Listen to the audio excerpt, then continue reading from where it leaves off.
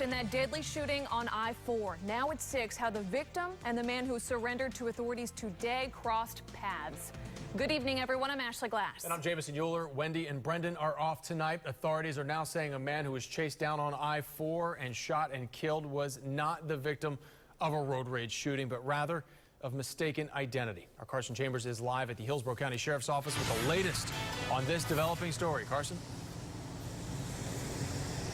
Well, investigators say that the victim was minding his own business. He was leaving a store, headed home to Orlando. They also say the suspect thought he was someone else. We've been able to determine that this is not a road rage incident. Instead, investigators say 47-year-old Fred Turner was shot and killed driving on I-4 because of a case of mistaken identity. The victim was mistaken for an individual who was involved in an altercation with the suspect's friend inside the Gold Club. 48-year-old Jerome Edward Hayes turned himself in at the Orient Road jail and turned over the alleged handgun and car used in the murder.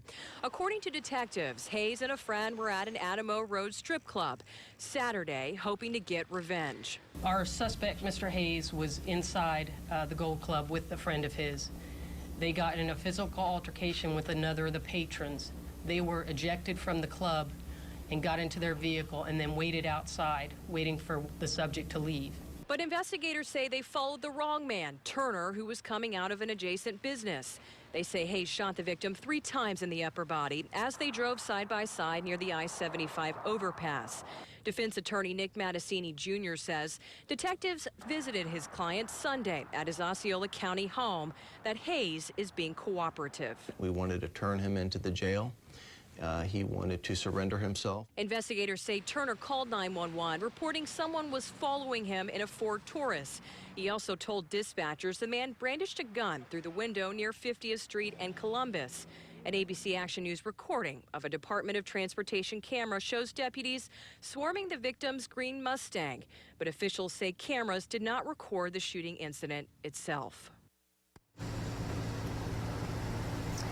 And we also know that Turner was a veteran of the 82nd Army Airborne. We know that he worked at an Orlando hotel. I spoke with one of his coworkers today by phone, who says he will be deeply missed.